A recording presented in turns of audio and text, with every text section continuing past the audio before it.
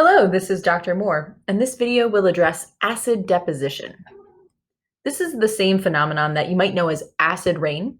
I've chosen to use the term acid deposition and not acid rain because acid rain is just one of the ways that acids created in the atmosphere can return to Earth's surface.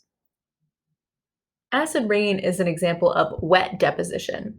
Wet deposition is when pollutants, in this case acids, fall to the ground mixed in with any form of precipitation, rain, snow, fog, whatever.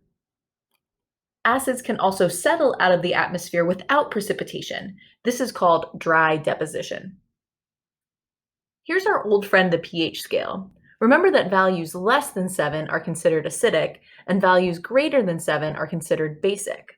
Pure water is neutral and has a pH of 7. Normal rainwater is slightly acidic.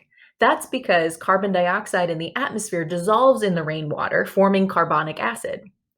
Acid rain is about 10 times more acidic than normal clean rain. But note that acid rain is less acidic than vinegar or lemon juice. That'll come up again later. So what causes rain to be more acidic than usual? Two pollutants are to blame: nitrogen oxides, or NOx, and sulfur oxides, or SOx. All combustion causes the formation of nitrogen oxides. Nitrogen oxides form when high temperatures cause atmospheric oxygen and nitrogen to react with one another. Motor vehicle engines are the greatest source of nitrogen oxides in the atmosphere in the United States. Nitrogen oxides react with oxygen and water in the atmosphere to form nitric acid, which is, well, an acid. Sulfur oxides are produced by the combustion of sulfur-containing fuels. The sulfur in the fuel combines with oxygen in the air to produce sulfur oxides. Coal is a sulfur-containing fuel and the leading cause of sulfur oxide pollution.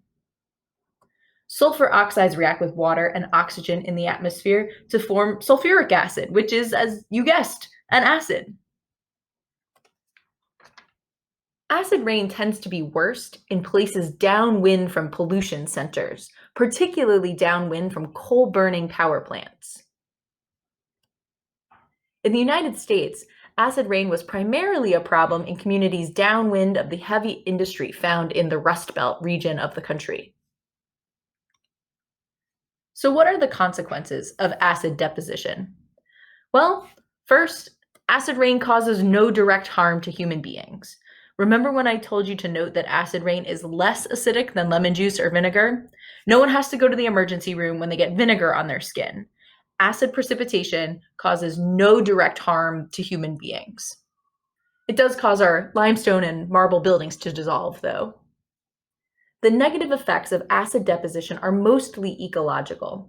Acid precipitation can change the pH of aquatic ecosystems like streams and lakes. If the pH drops below the ecological tolerance of some organisms, their populations could dwindle or disappear. And this causes a cascade effect as this disrupts food webs and other ecological relationships. Acid deposition can also decrease the pH of soils. Sometimes this kills plants directly when the soil pH falls below the plant's ecological tolerance. It may also kill plants indirectly, since lower pH decreases soil calcium content, and calcium is a nutrient that plants need. Low soil pH can also increase the concentration of aluminum in the soil, and this can kill plants because aluminum is a plant toxin. The damage caused by acid deposition is influenced by regional differences in soil and bedrock composition. In particular, areas with limestone bedrock, shown in the map in green, are less affected by acid precipitation because the limestone, which is a base, will neutralize the acid. The only way to stop acid rain is to limit the emission of NOx and SOx. And we've been doing that. NOx concentrations have dropped by 61% between 1980 and 2018. For sulfur dioxide, the drop has been even more dramatic. Sulfur dioxide concentrations have dropped 91% between 1980 and 2018. This is largely due to two factors. In 1990, an amendment to the Clean Air Act established a cap and trade system for sulfur oxides. This created an economic incentive for coal-fired power plants to invest in technologies that limit sulfur oxide pollution. More recently, a boom in fracking has made natural gas cheaper, causing utilities to shift from burning coal to burning natural gas. And burning natural gas doesn't emit sulfur dioxide. As you would expect, decreased concentrations of NOx and SOx have resulted in less acid deposition.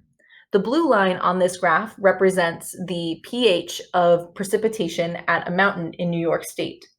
The pH scale is on the right axis. As you can see, the pH for precipitation in 1980 was right about 4.2. But in the most recent measurement in 2018, it was just below 5.2, which is within the range of normal clean rain. Although the problem of acid deposition has been greatly reduced here in the United States, it will take decades for damaged ecosystems here to recover. The calcium lost from the soil, for example, can only be replaced by the chemical weathering of rock, and we know that's a long-term process. And other nations, especially China, are now just beginning to deal with the effects of acid deposition. And that concludes my video on acid deposition.